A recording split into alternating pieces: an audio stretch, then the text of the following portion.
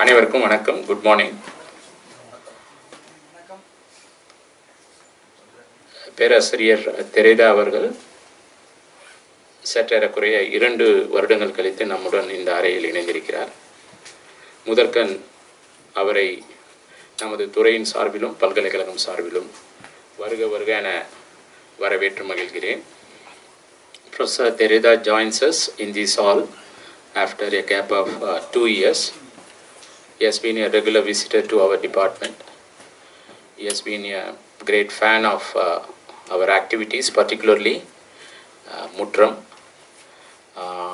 Today's lecture cum screening is a unique one. Those of you who know Professor Terada's research work, field work, would appreciate that he is one of the very few scholars in Japan to work with issues of marginalization and music. பேராசிரியர் தெரேதாவின் இன்றைய அமர்வு ஒரு முக்கியமான அமர்வு. பேராசிரியர் தெரேதா ஜப்பானில் இயங்கக்கூடிய ஒரு சில அறிஞர்களில் முக்கியமானவர். ஏனென்றால் விளிம்பு நிலை மக்கள் எவ்வாறு இசை சார்ந்து தங்களை தக்க வைத்துக் கொள்கிறார்கள் என்பதை பற்றி முதலில் ஆய்வு செய்ய புறப்பட்டவர்களில் முக்கியமானவர் பேராசிரியர் தெரேதா. அண்மை காலத்தில் அவர் ஜப்பானில் இருக்கக்கூடிய கொரியர்கள் எவ்வாறு 2ஆம் தர குடிமக்களாக நடத்தப்படுகிறார்கள், அவர்களது பண்பாட்டு உளவியல் சிக்கல்கள் என்ன என்பதை பற்றி ஆய்வு செய்து வருகிறார். He is also a pioneer in studies on Tamil Isai. Professor Terada's formal visit to Tamil Nadu began in the year 1986. His Tamil name is Madi. 1986 தனது முனையற்பட்ட ஆய்வுக்காக அவர் சென்னை வந்தார். அன்றிலிருந்து இன்று வரை தமிழ்நாட்டில் ஒரு முக்கியமான களத்தை தனக்காக அவர் உருவாக்கி வைத்திருக்கிறார். இசை, நடனம், நிகழ்த்து கலைகள் எவ்வாறு தமிழக மக்களால் அணுகப்படுகிறது, இதில் உள்ள அரசியல் என்ன, அதை தான் நாம் அவரிடமிருந்து கற்றுக்கொள்ள வேண்டிய விஷயம். அவரது முனைவர்பட்ட ஆய்வேடு வாஷிங்டன் பல்கலைக்கழகத்தில் சமர்ப்பிக்கப்பட்ட அந்த ஆய்வேடு நாதஸ்வர மேதை, நாகஸ்வரம் என்றும் சொல்லலாம், நாகஸ்வர மேதை TN ராஜரத்னம் பிள்ளை. அவர் 1950களில் இயங்கிய ஒரு சூப்பர் ஸ்டார். அவருக்காக ஒரு பெரிய ரசிகர் கூட்டம் காத்திருக்கும். அவரை பற்றிய ஒரு ஆய்வை முனைவர்பட்ட ஆய்வேட்டிற்காக அவர் செய்தார். அன்றிலிருந்து 80களிலிருந்து தொடர்ச்சியாக 30 வருடங்களுக்கு மேல் தமிழ்நாட்டில் களத்தில் இருப்பவர்களில் முக்கியமானவர் தெரேதா அவர்கள். ஜப்பானில் இருக்கக்கூடிய விளிம்பு நிலை மக்களுக்கும் தமிழ்நாட்டில் இந்தியாவில் இருக்கக்கூடிய விளிம்பு நிலை மக்களுக்கும் உள்ள ஒற்றுமைகள், வேற்றுமைகள், இந்த இனக்குழுக்கள் எவ்வாறு நிகழ்த்துக்களை சார்ந்து இயங்க வேண்டும் என்பதை பற்றி ஒரு அறிவார்ந்த பார்வையை கொண்டுள்ளவர் தெரேதா அவர்கள். Professor Terada needs no introduction. He submitted his PhD on the famous TNR to University of Washington, and since 1986 he has been doing a very active field work in Tamil Nadu on issues concerning performing arts, and there is a lot young scholars can learn from the pioneering works of Professor Terada. In today's session, he will introduce us to the issues faced by the so-called Zainichi Koreans. ஜப்பானில் இருக்கக்கூடிய கொரியர்கள், அதாவது உலகப் போருக்கு முன்னால் அங்கே காலனியாக இருந்த கொரியாவிலிருந்து அங்கு தங்கியவர்கள். பின்னால் பல லட்சம் மக்கள் அங்கிருந்து வெளியேற்றப்படுகிறார்கள் ஜப்பானிய அரசின் கொள்கையினால். அங்கேயே தங்கிவிட்ட லட்சக்கணக்கான கொரியர்கள் எவ்வாறு தங்களது பண்பாட்டை காத்துக்கொள்கிறார்கள் என்பதை பற்றிய ஒரு முதல் ஆய்வு படம் இது என்று சொல்லலாம். ஜப்பானுக்கு வெளியே முதல் முறையாக திரையிடப்படுகிறது நமது பல்கலைக்கழகத்தில். அது நமக்கும் சிறப்பு. விளிம்பு நிலை மக்கள், உலகமெங்கும் பரவி இருக்கிற விளிம்பு நிலை மக்கள் எவ்வாறு இசை சார்ந்து நிகழ்த்துக்களை சார்ந்து இயங்க வேண்டும் என்பதை நாம் எவ்வாறு புரிந்து கொள்ளலாம், அவர்கள் எவ்வாறு இயங்குகிறார்கள் என்பதை வைத்து தான் நாம் புரிந்து கொள்ள வேண்டும். முக்கியமாக அவரது முந்தைய படங்கள் முக்கியமாக ஆங்கிரி ட்ரம்மர்ஸ் புராக்கு இன மக்கள் எவ்வாறு நமது முற்றம் தோழர்கள் போல இந்த ஜாதிய வேறுபாடுகளை களைய எவ்வாறு பறையை பயன்படுத்துகிறார்களோ அதே மாதிரி புராக்கு இன மக்கள் எவ்வாறு தங்கள் கோபத்தை வெளிப்படுத்த பறையை பயன்படுத்துகிறார்கள் என்ற ஒரு அருமையான படம். நேரம் குறைவாக இருப்பதனால் இன்று அந்த படத்தை திரையிட முடியாது. Crossing over Arirang pass. Arirang என்பது கொரியர்களுக்கு ஒரு முக்கியமான தொன்மம். முதலாம் ஆண்டு மாணவர்களுக்கு அறிமுகத்துக்காக சொல்கிறேன். அரிராங் என்றால் ஒரு இல்லாத ஒரு மலையில் இருப்பதாக கொரியர்கள் நினைத்து கொள்ளக்கூடிய ஒரு தொன்மம். அரிராங் கணவாய் என்று தமிழில் மொழியாக்கம் செய்யலாம். இந்த கணவாய் வழியாக அவர்கள் தப்பித்து ஓடுவது அல்லது கடந்து செல்வது இது கொரியர்களின் தேசிய கீதமாகவே பார்க்கப்படுகிறது. ஆயிரக்கணக்கான வகையான அரிராங் பாடல்கள் இருக்கின்றன. எல்லா நாட்டுக்கும் ஒரு தேசிய கீதம் தான் இருக்கும். ஆனால் கொரியாவில் ஒரு தேசிய கீதமாகவே பாவிக்கப்படும் இந்த அரிராங் பாஸ் என்ற அரிராங் சாங்ஸ் ஆயிரக்கணக்கில் எண்ணிலடங்கா அளவில் இருக்கிறது. ஜப்பானிலும் இதனுடைய வெர்ஷன்ஸ் அதிகம். ஸோ அதை மையப்படுத்தி தான் இன்றைய அமர்வில் அவர் நமக்கு இசை சார்ந்த வடிவங்களை பயன்படுத்தி ஜப்பானில் வசிக்கக்கூடிய இரண்டாம் தர மக்களாக கருதப்படக்கூடிய அந்த விளிம்பு நிலை மக்கள், இரண்டாம் தர குடிகள் எவ்வாறு நிகழ்த்து கலைகள் மூலமாக தங்களது அடையாளங்களை தக்க வைத்துக் கொள்கிறார்கள் என்பதை பற்றி நமக்கு சொல்ல இருக்கிறார். இந்த படம் ஏறக்குறைய 76 நிமிடங்கள் ஓடக்கூடியது என்று சொன்னார். அதற்கு முன்னால் உங்களுக்கு ஒரு சிறிய அறிமுகத்தை பேராசிரியர் நிகழ்த்துவார். This film will run for something like 76 minutes. Before that, Professor Terada will make a small introduction. Now I invite Professor Terada.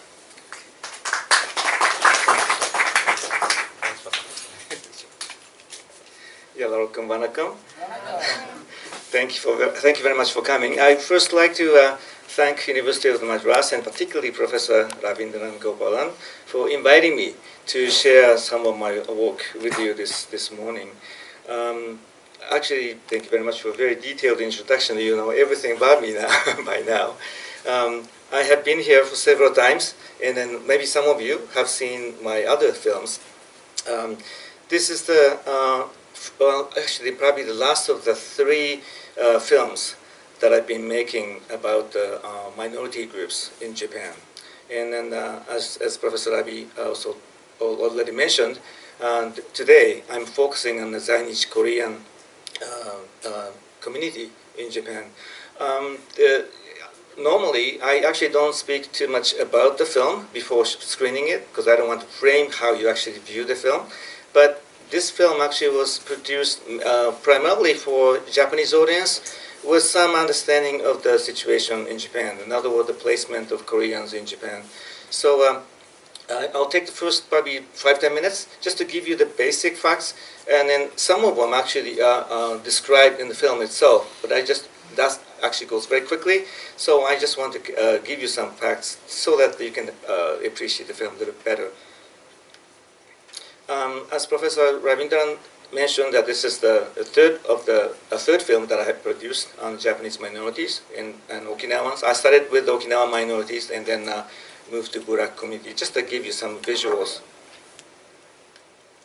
Now, I'm sure this is probably, for many of you, the term Zainichi Korean. Of course, you have heard the term Koreans, but Zainichi Korean, who are they? Zainichi Koreans really refer to those Koreans who migrated or were brought to Japan by force during the Japanese colonization of the Korean Peninsula, which started in 1910 and ended at the end of the Second World War in 1945. And their descendants. So these are the only the people who are referred to as Zainichi Koreans. And then those who actually came after that period are not normally actually called that way, because these are the people who share the same history and in a way the same fate as well. And after the war, the Allied forces, which controlled Japan, had actually a policy to send Koreans back to Korean Peninsula. And many of them actually did. But at the same time, by that time, many people actually have been in Japan for several decades. So they're living actually firmly established in Japan.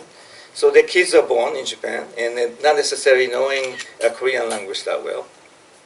And also, they put the restrictions on the amount of asset you can actually transfer to Korea. In other words, whatever you acquired, you could not bring back to Korea.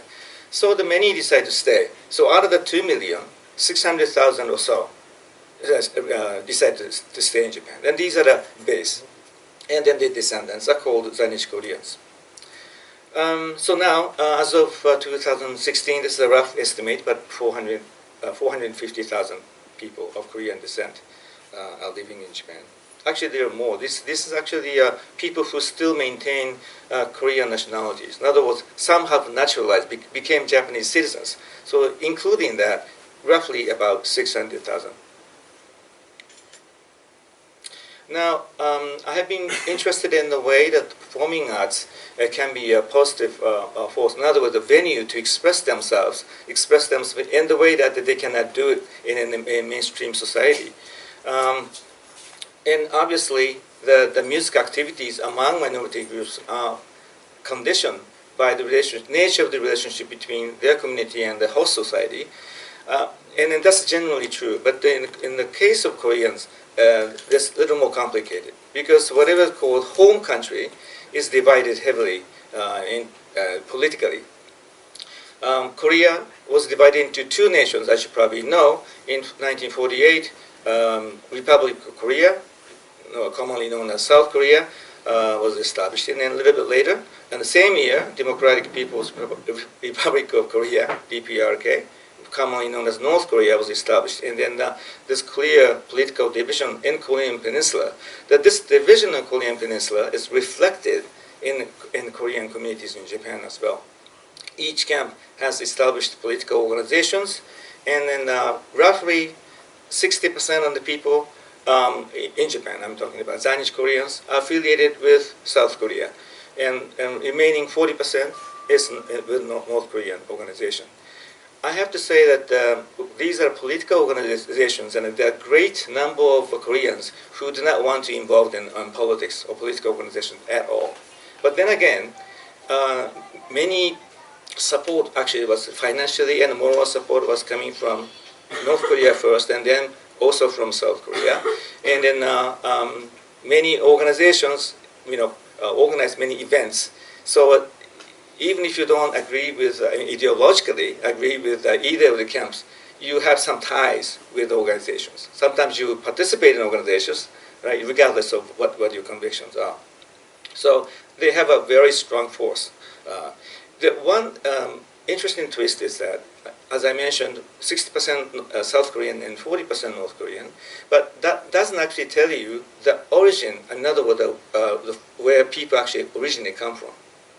98% of the Zainichi Koreans and their descendants come from what actually occupies South Korea. In other words, only 2% came from Northern Korea. So why did the number shifted? This is the ideological. There are, I'm not sure if you know, but in North Korea was described as a heaven on earth. There's one of those countries where socialism and communism are practiced in a perfect manner. Of course, this is a political slogan and propaganda, but many in the Zainichi communities actually believed in it, so they actually migrated willingly to North Korea to be part of the nation building. So that was also, and also another factor is that North Korea is the only one that as a nation providing many material goods, money, and facility, and moral support. In terms of music, they are the ones who actually donated many instruments to Japan, Korean communities in Japan. So they are the basis. So I cannot really explain the complex situation, but there's a little bit of a twist. I want just to mention that to you. Okay. The background of making this film is a kind of a common current political situation in Japan. There have been quite strong anti-Korean, anti-minority sentiments, but in the recent years it has become very strong. And then obviously what happens politically between Japan and South Korea, Japan and North Korea affects the lives of the Koreans in Japan.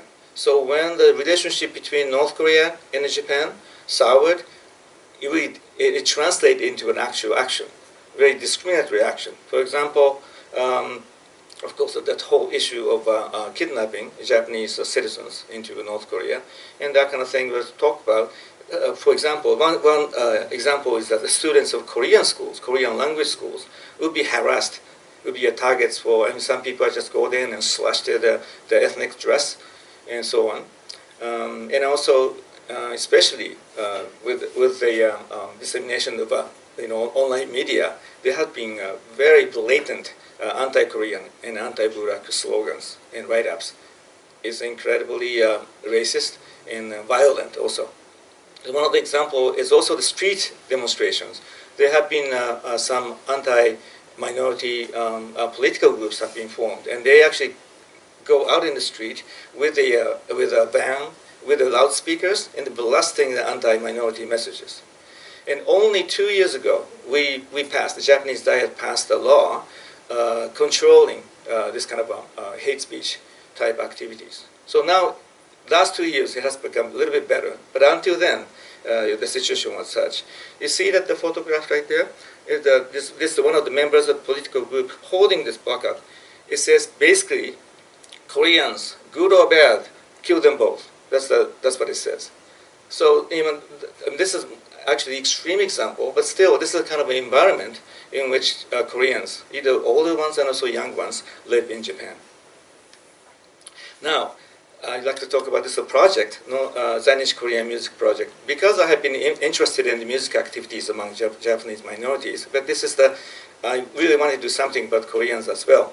And in 1914, that's only 4 years ago, we had a chance to organize a concert at our museum. And my colleague here, Ko Jonja, who is from that community, we've been discussing many possibilities, and it'll be a probably good idea to invite performers from this community and have them perform together. One actually purpose is this is actually one scene here.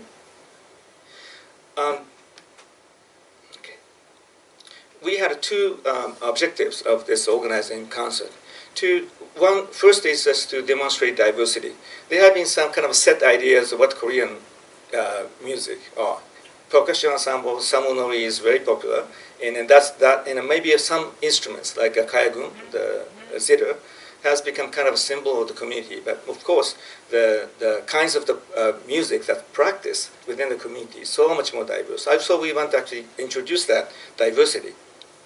More importantly, the second objective is to help overcome the division within the community.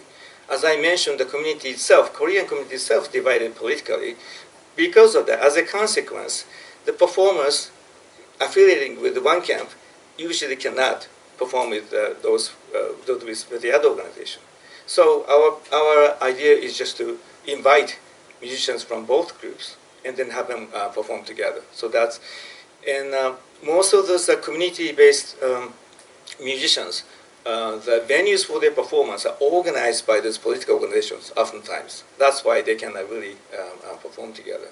Then, actually, one reason we could invite both without objection from either camp was that our museum is a politically neutral organization. At least it's considered as such. So they did not object to participate. Okay. We invited three groups. Just let me briefly give you who they are. First person is An Sun-min. She's a specialist in a form called pansori. Pansori is actually storytelling using music. I just go right through. The second person is Lee Jong-mi. This is the second generation Zainichi Korean from Tokyo area. Last person is from Osaka, by the way. She's trained in a music school. She was actually an opera singer to begin with, but then she got involved in a political movement and then started singing, writing songs about her own experiences of being in Zainichi Korea, using many different forms, Korean folk songs to more the folk music. The last one is Kumgam-sam Opera Troupe. This is the one that affiliated in North Korea, established in Tokyo in 1955, shortly after the war, and it's a longest standing and the largest and most prominent performing group of Zainichi Korean community. One thing that I should mention is that most of the members are trained in North Korea. In other words, people who are talented, who consider talented in middle school and in high school, Korean language school, were encouraged to actually study during the summer months, during vacation time. So the 1 month, 2 months, they go to Pyongyang and then study music and dance with the highly respected teachers there. So they are very good to begin with, but they have go through this highly specialized training, and so that way they maintain the high quality of performance. And then this is actually common to many of the post socialist countries, but they created Western orchestra type ensembles using traditional music. But to do that, you have to actually sometimes widen the range of the instruments or the volume also. So they have modified the musical instruments. So they specialize in performance, and you probably see some of it in the film. Let me just briefly tell you what I think is the significance of this particular performance. This is the first time the musicians who are affiliated with the competing organizations performed together, and it was unprecedented, which is actually surprising. And the audience response was wonderful. And then also it was an eye-opening experience for participating musicians who actually never performed together. And we thought, and then the responses from the audience were so enthusiastic. We do this question, ask the audience to write down their comments about the performance, and it was very, very enthusiastic. So we want to actually not to recreate, but delve more deeply into why these musicians are involved in what kind of music that they perform, and also the people in the community or outside of the community who see that what actually they're actually seeing, being excited about this. So this is the beginning of the film project. We didn't actually start as a film project. We didn't think about that it's going to be a film project, but I thought it'd be we thought it'd be a good thing to do. Okay, now I'll show you the film, and I hope I'm really looking forward to your comments and suggestions and criticism.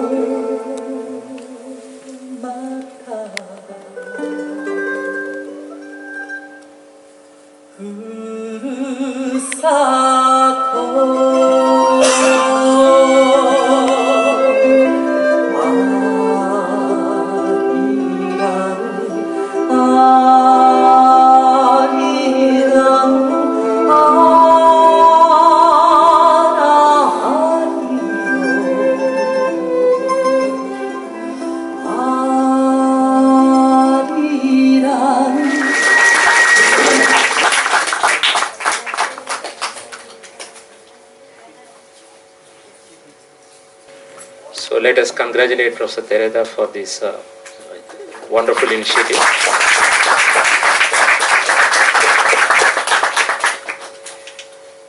It's a good moment to introduce Professor Terada's teacher, Professor Douglas Knight.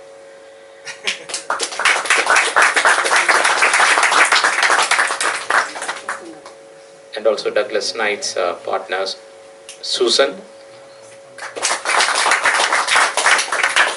And Douglas Knight belongs to a very illustrious family of performing artists. That is Bala Saraswati Amma. இளையோருக்கு தெரிஞ்சிருக்க வாய்ப்பில்லை. பரதநாட்டிய மேதை பாலசரஸ்வதி அவர்களது மருமகன் தான் Douglas night. அவர் பேராசிரியர் தெரேதா அவர்களுடைய பேராசிரியராக யூனிவர்சிட்டி இவர் யூஜி படிக்கும்போது அவருக்கு மியூசிக் டீச்சர். ஸோ அது ஒரு அருமையான தருணம் என்று தெரேதா அவர்கள் சொல்வார். Then we have Mr. Michael, who also belongs to the illustrious school of famous Vinay Dhanammal. Vinay Dhanammal Balasaraswathi எப்படி பரதநாட்டியத்துக்கு ஒரு அடையாளமோ அதே மாதிரி வீணைக்கு அடையாளம் வீணை தனமால்னு அந்த மரபில் வீணையை கற்றவர். அப்புறம் மேடம் பரிமளம் அவர்கள். And then we have Takemura-san, who also works in the same university. We have with us our good colleagues, Kamalakannan Vadiyar and Ruben. நம்முடன் தெருக்குத்து மேதைகள் கமலக்கண்ணன் வாத்தியார் மற்றும் ரூபன் இணைந்துள்ளதும் மகிழ்ச்சி. இந்த தருணத்தில் மற்றொரு நிகழ்ச்சிக்காக பல்கலைக்கழகத்திற்கு வந்த மூத்த பத்திரிகையாளர் மணி அவர்களும் நம்முடன் இணைந்திருப்பது ஒரு நல்ல தருணம். இந்த அரிராங் என்பது நான் சொன்னது வந்து ஒரு மலைப்பகுதியில் இருக்கக்கூடிய ஒரு கணவாய். 2 காதலர்கள் அதை கடக்க நினைக்கிறார்கள். இந்த அரிராங் கதையில் 2-3 கதை இருக்குது.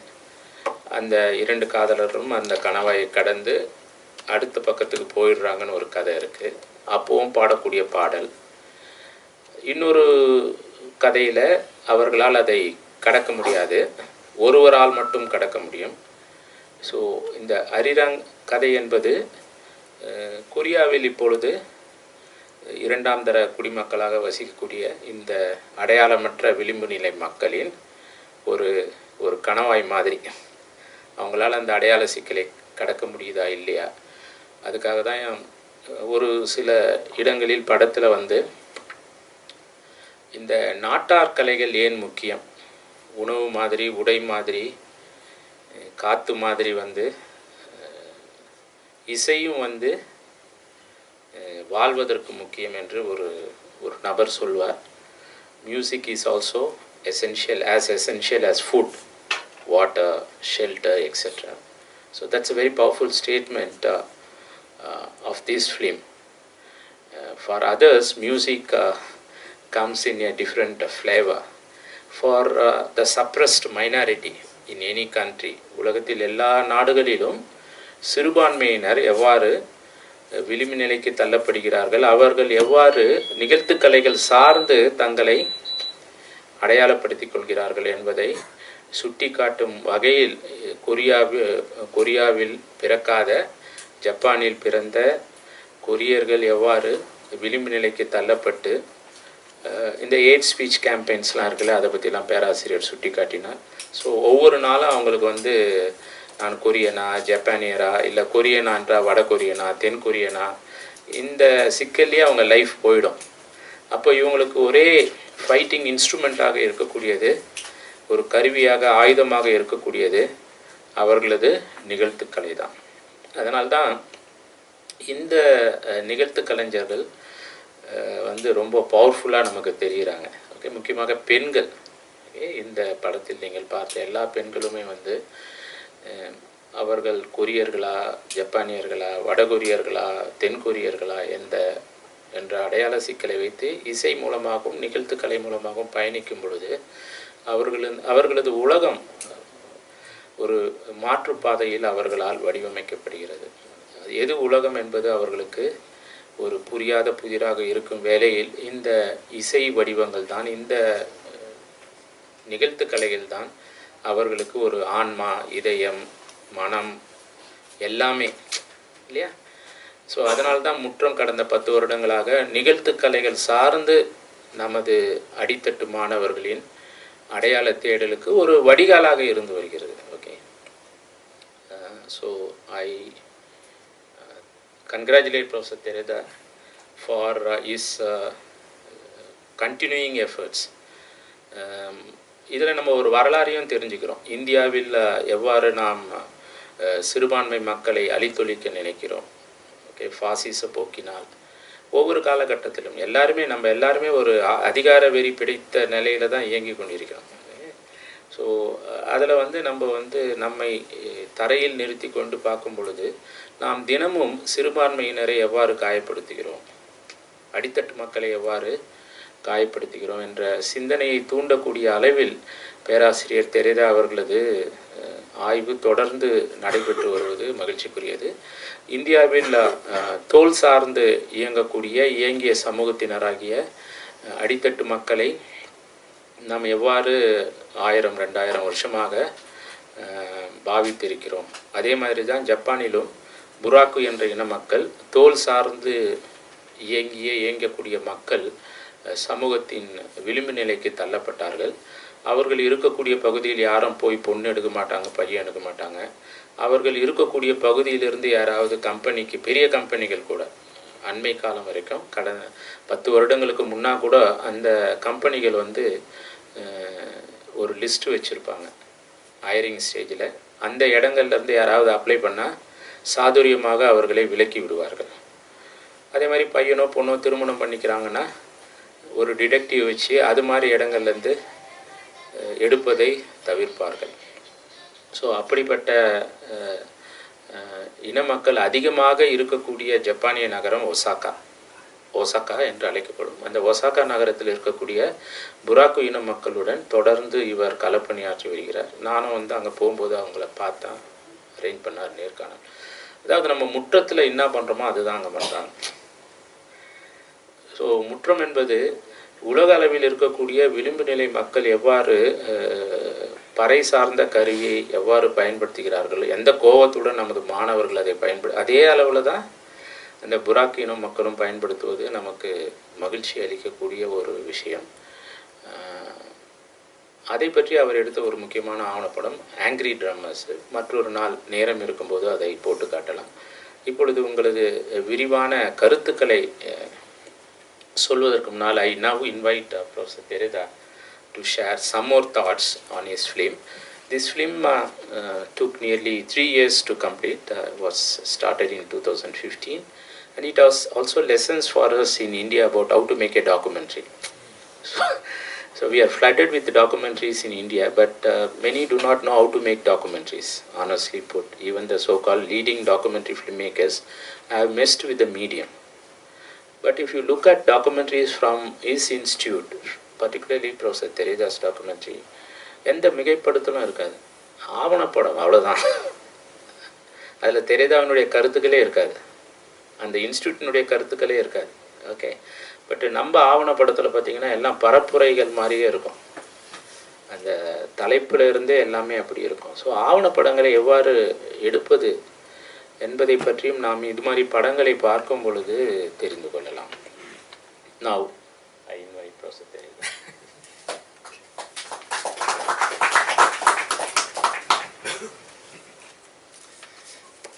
There are a couple of things that you may have or you may have not noticed in the film. There's for the most majority of the Japanese audience,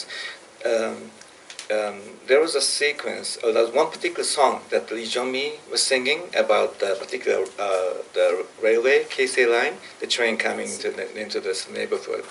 And then one line says, the sadness is, I don't exactly know, I remember what the line was, but something to the effect that the sadness sleeps under the, the rusted low bridge. This actually is in direct reference to the massacre that happened during the big earthquake, Kanto earthquake in 1923. And thousands of Koreans got massacred because the rumor was spread saying that some Koreans threw poison into the well just to kill Japanese people. And then that, of course, that was false rumor, but that actually started well-organized killings. Some actually policemen and others also involved in this, and then thousands of people got killed. And then we don't actually really know up to this date exactly where some of the remains are buried. And in that area, in that particular river, speculation was many actually Koreans were buried along that river. So that's the reference that the song indirectly. And then if you know that particular instance, you know that she's really referring to that incident. So that's one thing that I want to mention to you. Another one is the North Korean group, the Kumgamsam dance troupe. The popular image is, of course, that North Korea as a dictatorial state. A lot of people in Japan think that maybe that the opinions about music or whatever it is of those members may be controlled so heavily. It was really surprising to me to see very candid opinions from some members. Especially the one girl was saying, like, I was so disappointed about this shocking incident, saying it was by being told that whatever she learned was a really there's no basis.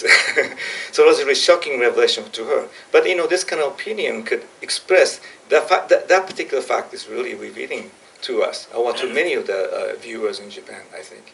So I'm not sure how you actually saw the film. There are many subtext, very subtle subtext in the song lyrics as well. So we will try to actually carefully select the songs that have this kind of lyrics to it. Of course, those kind of things are not really obvious to many of the Japanese audience either. But I hope that we have been actually showing this film in Japan. This was completed only this March, Japanese version. So with English subtitles, it's only a few months ago. So it's a very brand new film. And then actually this was the first time I screened this outside of Japan. So what I would like to do from now on is just to screen this film, obviously within the Korean community, but also in for the many different audiences, to generate some kind of a discussion and also awareness of the way that Koreans are placed in Japan right now.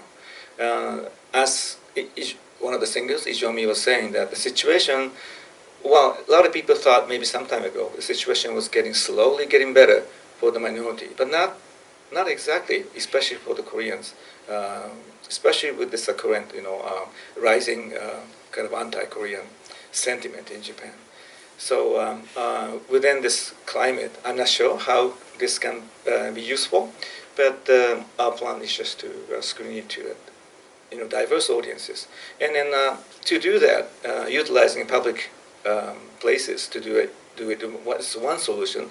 Because this can be, I can ask some Korean organization to screen this film. I'm not sure actually if they agree to do that because both parties are in. But even if they do, the audience will be the people who actually either belong to or affiliated with either camp. So that challenge for us is to share this film with the maximum number of people, regardless of the political affiliations and also the political stance. So if you, I don't know, I'm not sure what else I should say. I enjoyed, personally, this was, I did not actually know about Zainichi Koreans. Of course I knew they were in Japan, but I really didn't have any personal contacts with many people in the community. So through this project, and obviously this is a collaborative project, and my colleague who was from that community, we interviewed and interacted with many individuals, and it was great. Personally, for me, it was a learning experience. So I guess that's the best part of the filmmaking for myself. So I hope that will come through some ways indirectly in the film itself. So if anybody has some, by the way, I'd like to actually acknowledge the presence of great film makers, Ishwari and Anushka, who they're from here, but they made a wonderful film about Nagaland, which I had a fortune to watch in Delhi earlier this year, and then I would highly recommend that you watch the film. We decided to make a film. So at the time, the concert, we didn't have any plan, so we didn't have a camera, we didn't want to shoot the audience, so we could not really talk to. Only thing we have is written comments about the performance, and which was very, very enthusiastic, and many said actually they really cried over the. So one way we'd like to find out why it kind of reached them, the audience that way, in a kind of emotional level. So we want to understand the text, the context in which this occurred. So that's why we didn't have any. Yeah. Did you encounter too many emotions coming out from your subject when they were talking, like maybe tears or extreme emotions? One on the Taiko film, the one woman I was interviewing, and then she was describing her experience of making connection with somebody who cannot hear the music, but she tried to express how much she enjoyed what she was doing through the sign language, and she was really starting to cry, and it was saying, no, I shouldn't be crying because it's such a happy story. So there were many. I wouldn't say many, but there were a few instances like that. And it's of course, like most of the members I interview, it's not just the one time I'll go in and interview. Especially the Taiko groups, I talked to them so many times before I actually sit down and interview them. So by that time I know them very well, and they have some understanding of where I'm coming from. So it's and also I tell my personal stories too.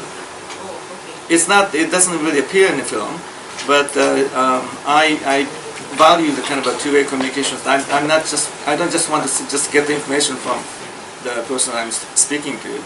So whenever it's relevant, I'll tell my own experience of being living in outside of Japan, or there's some actually commonalities you can point to. So or maybe some tragic events that I experienced. So that way people can actually relate to it a little more in a personal way. And then I value very highly in that kind of relationship, and I hope that would people can see it in that. But this time it was a bit different because we were doing together, and then my colleague is from the community, so it's a different kind of dynamics. But thank you very much for the question, and I think that's very, very important point.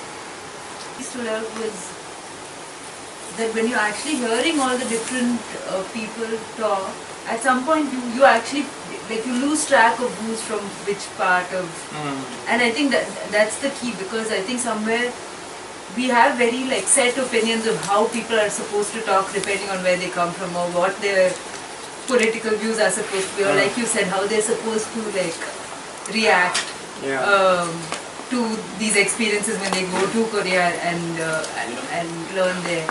And that was completely broken for me by the film, and that is, I think, for me, the most powerful thing. Of course, the music, but that it just breaks those typical notions you have of this is what South Korea is and this is what North Korea is, and how people and I think that's the real strength of it.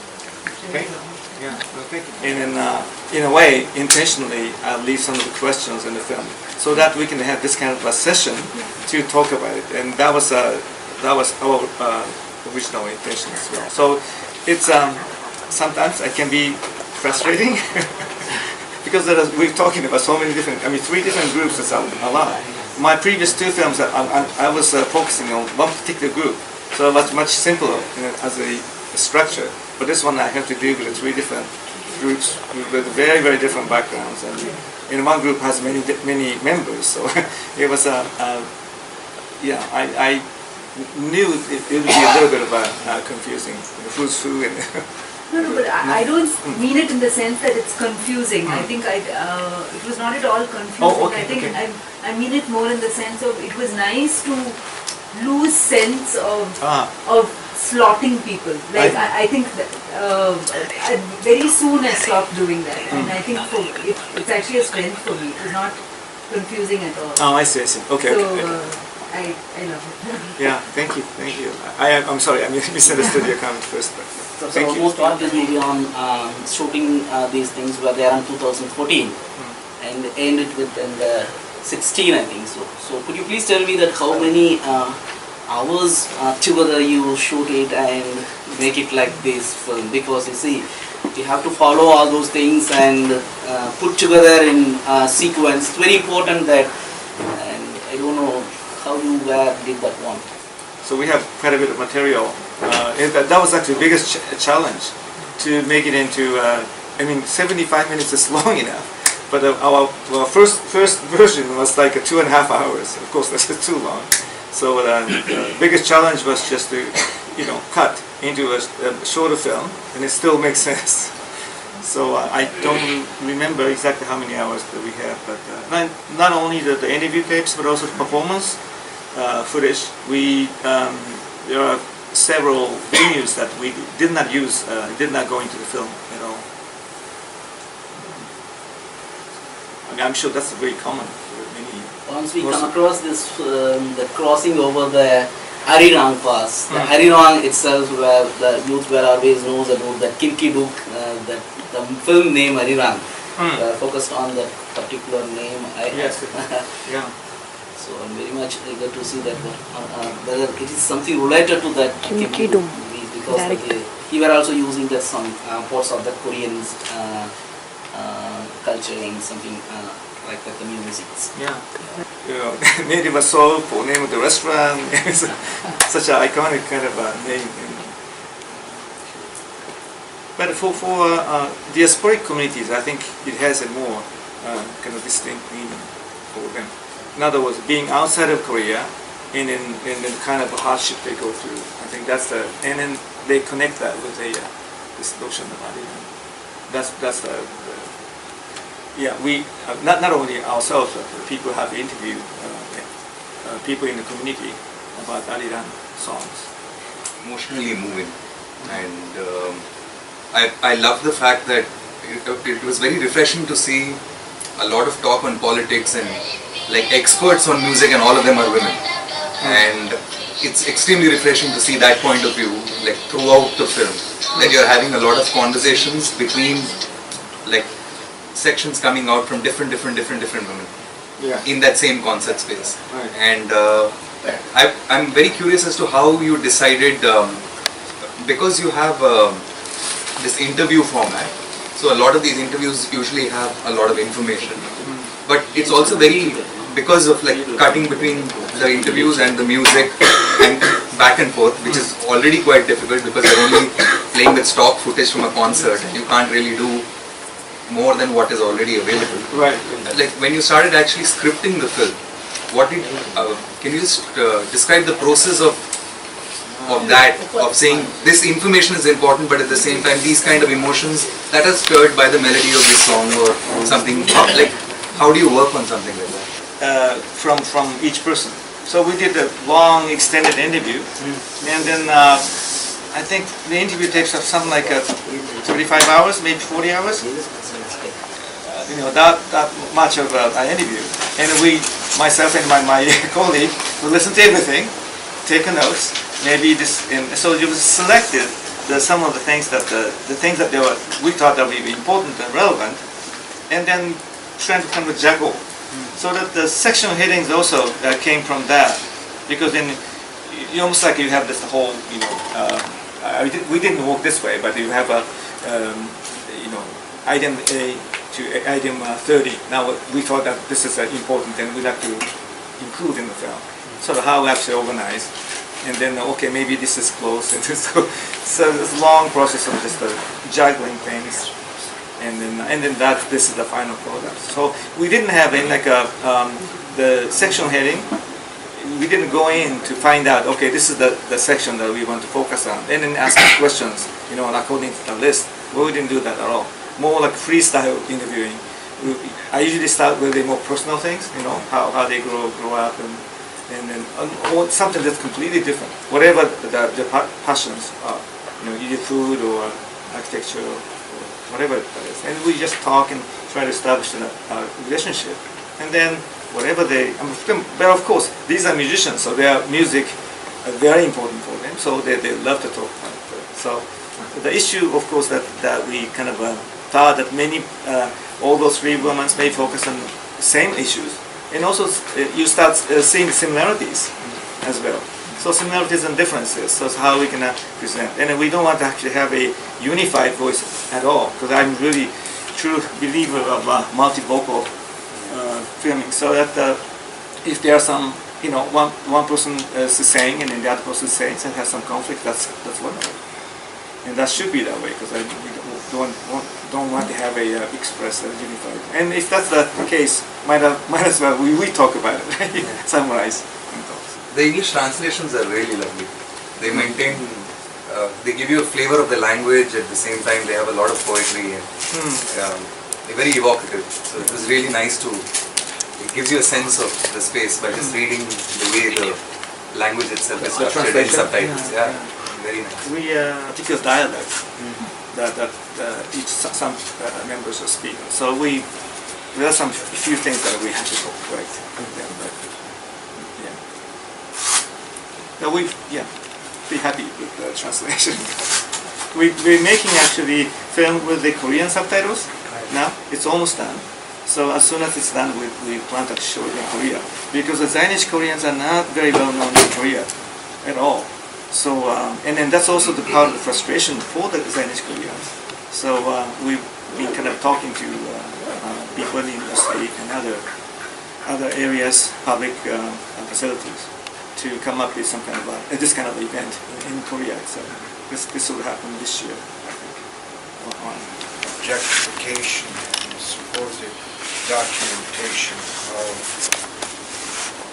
musical practices comparatively, that is, from one music culture to another. That I came to realize during my work life that that's a misunderstanding of what's really significant and important about this kind of work. The value is what Mani has accomplished. I know I speak more softly than I used to.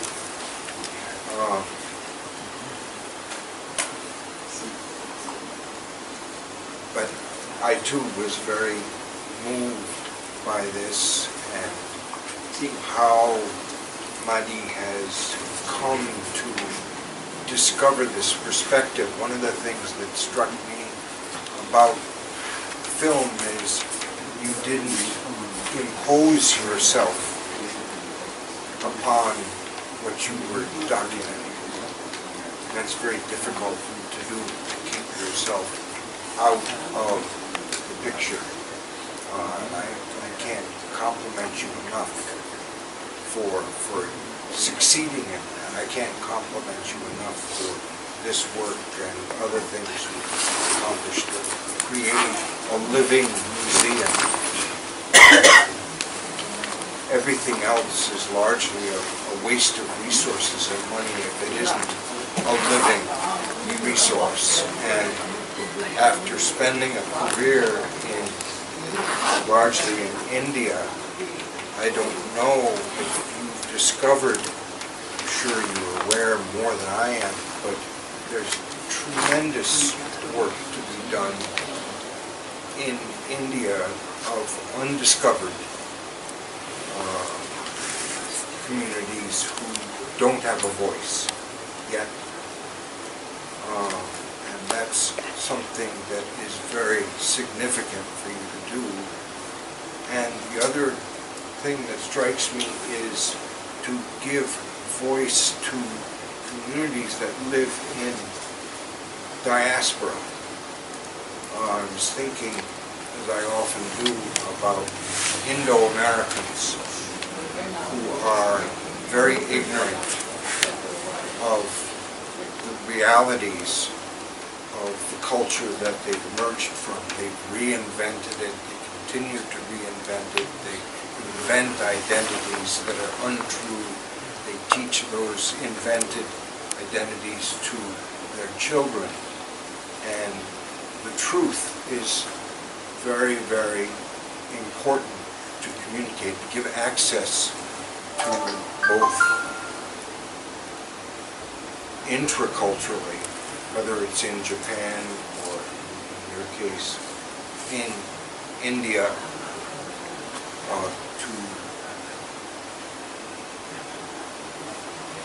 to tell the truth, to give access to the truth.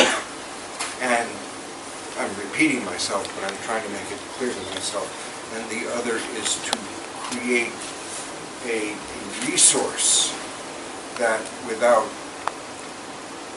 condemning that reinvention of identity that occurs in communities in diaspora, and I have a feeling that Michael Nixon would agree with me also, that this is a challenge in any nation that hosts communities in diaspora. It's a difficult position of not being able to honestly give access to themselves or to their children or to anyone else in the community nearby, that is, that they share. So your work is hugely important, and it isn't just creating films or writing about it. You're amongst the last opportunity that we all have to try to facilitate communication that otherwise, certainly in my lifetime, I've seen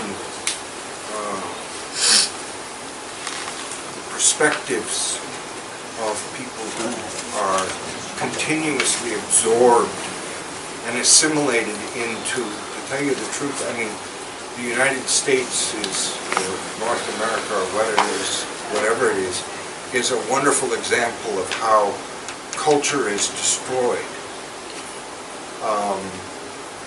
We've created assimilation, we've invented assimilation, and a great deal has emerged from that, but a great deal has been destroyed. And so carry on with your work. I only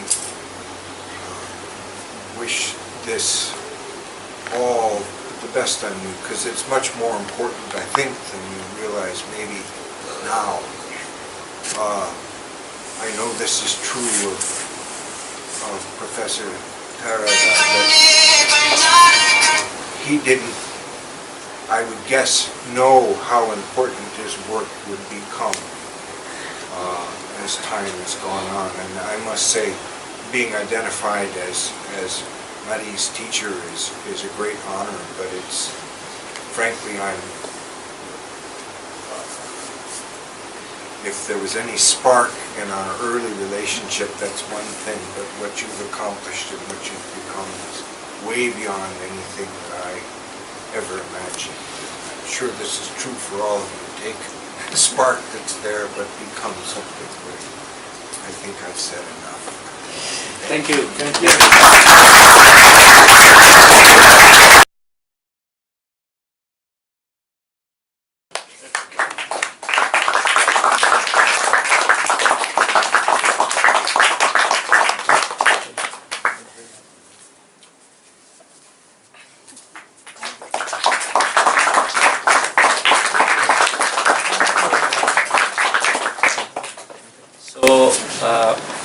I thought the best way to conclude this meaningful program is to have a tribute performance by our folk artists.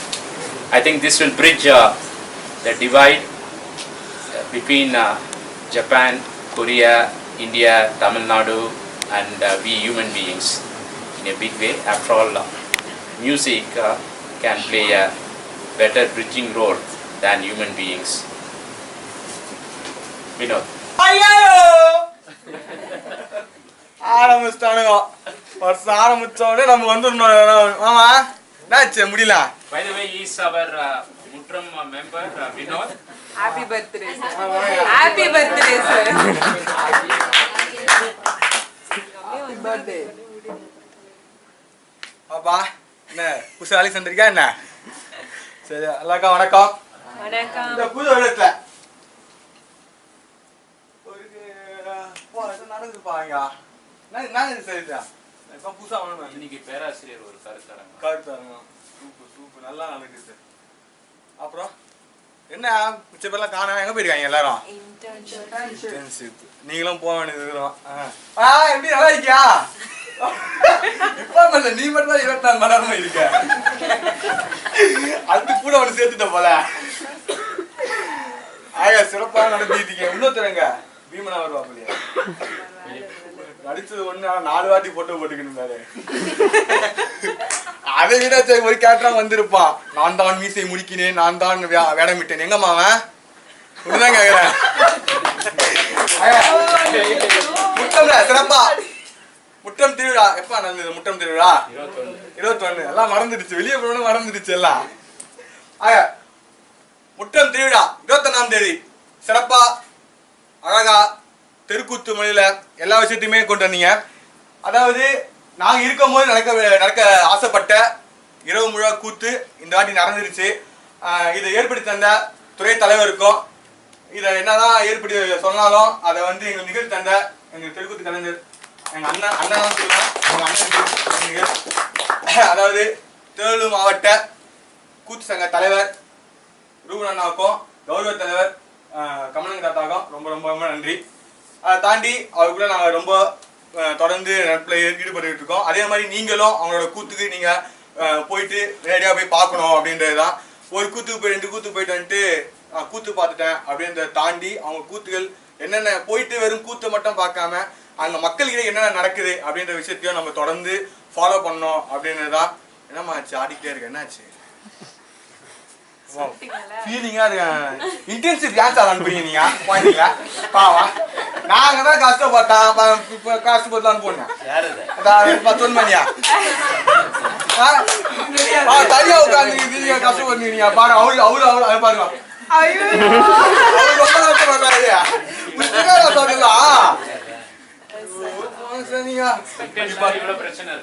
Intensive இருந்தால பாருங்க வீட்டுல எடுக்கிறாப்புல வரும் வீடு.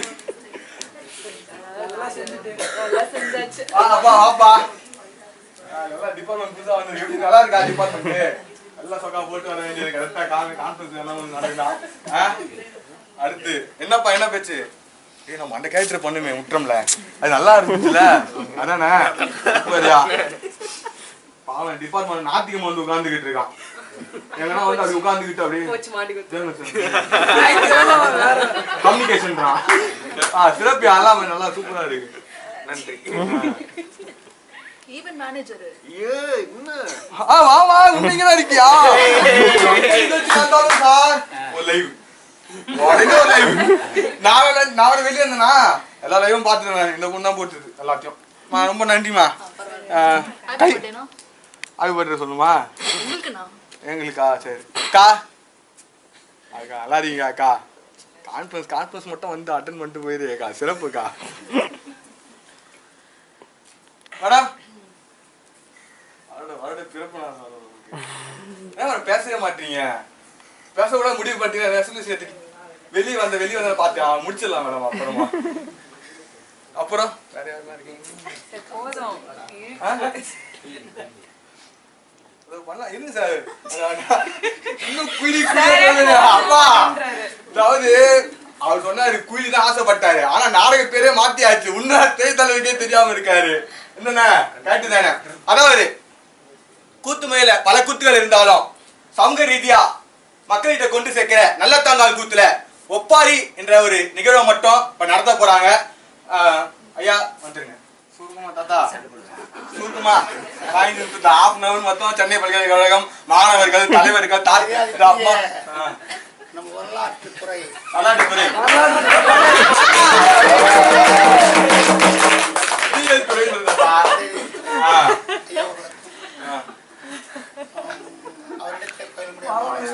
மாணவ செல்களுக்கும் அவங்க இல்லாம சொல்லிட்டு சிரிச்சுட்டே இருக்காரு அப்பா.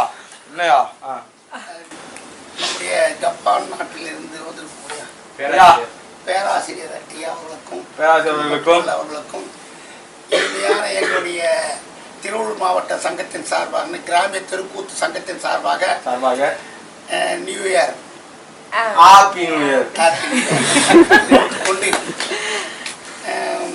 நம்முடைய சமூக வரலாற்று என்று சொல்லலாம். நல்ல தங்கால் சரித்திரம் மதுரை மாநகரில் இந்த கலியுகத்தில் நடந்த கதை இது. மதுரை மாநகரத்தில் ராமலிங்க செட்டியார் என்று ஒருவர் இருந்தார். அந்த ராமலிங்க செட்டியாருக்கு ஒரு ஆண் குழந்தை ஒரு பெண் குழந்தை. 2 குழந்தை அப்பவே. ஒரு ஆண் குழந்தை ஒரு பெண் குழந்தை. ராமலிங்க செட்டியாருக்கு ஒரு ஆண் குழந்தை ஒரு பெண் குழந்தை. ஆண் குழந்தை தான் நல்ல தம்பி, அது நல்ல தங்கால். பெண் குழந்தைக்கு நல்ல தங்கால். அந்த நல்ல தங்காலை 2 பேரையும் சிறு குழந்தையிலேயே அந்த நல்ல தங்காலை பிறந்த உடனே அந்த தாய் இறந்து விட்டாள் பாவம். உடனே நல்ல தம்பிக்கு அந்த நேரம் திருமணம் ஆகியிருக்க வேண்டிய நேரம். அவன் எடுத்து அந்த குழந்தையை எடுத்து வளர்க்கின்றான். நல்ல தம்பி எடுத்து வளர்த்து அந்த குழந்தையை கொண்டு போய் காசிராஜன் மண் இடத்துல கொடுக்கின்றான். அப்படி கொடுத்த உடனே அந்த நல்ல தம்பியினுடைய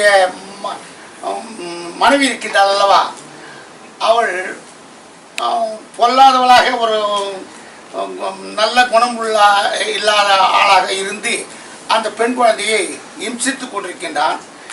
கொடுத்த இடத்துல வறுமையாகிவிட்டது. நாட்டிற்காகவே நலம் பெற்று கொண்டிருக்கின்றான் அந்த காசி மன்னன். இவன் தாய் வீட்டிலிருந்து கொண்டு போன சீதன பொருள்களை எல்லாம் விற்று நாட்டு மக்களுக்கே அர்ப்பணித்து விட்டான். கடைசியில் ஏழை ஆகிவிட்டான். அவளுக்கு பிறந்திருக்க முடியாத 7 குழந்தைகளும் வறுமையினால் வாடுகின்றது. வாடிய உடனே தன்னுடைய கணவனை கேட்கின்றாள். நல்ல தம்பி கேட்கின்றான், ஐயா எங்களுடைய வீடு குபேரன் வீடு, நாங்கள் அந்த வீட்டுக்கு செல்கின்ற 7 குழந்தையை கொண்டு போய் நான் காப்பாற்றுகிறேன் என்றார். வேண்டாம் என்று தடுக்கின்றான் காசி மன்னன்.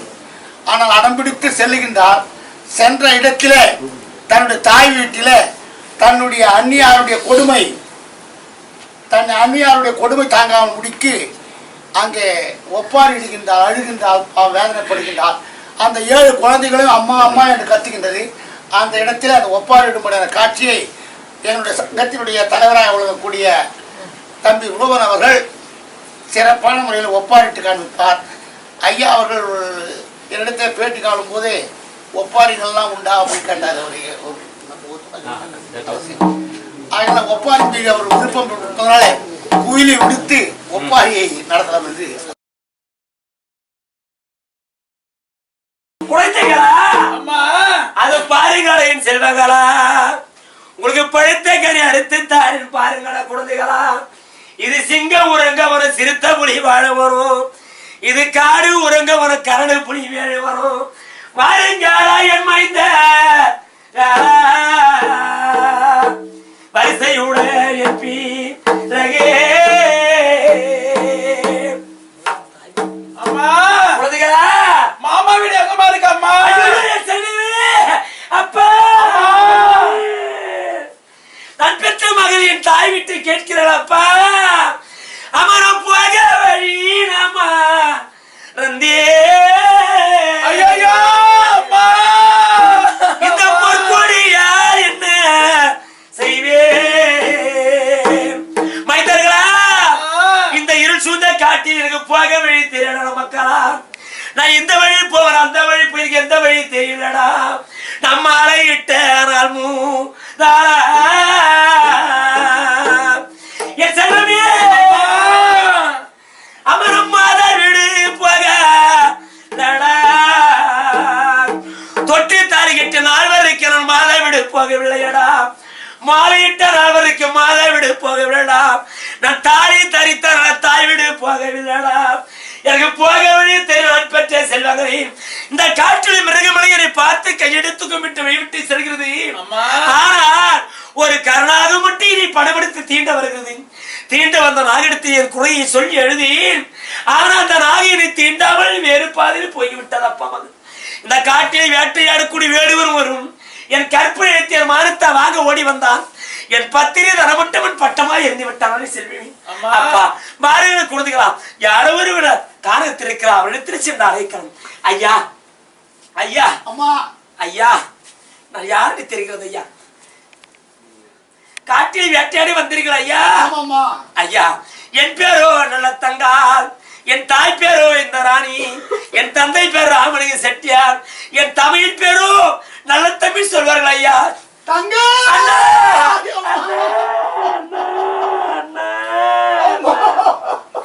என் குறைய பாருங்க அண்ணா. என்ன தாய் இல்லாத நேரத்திலே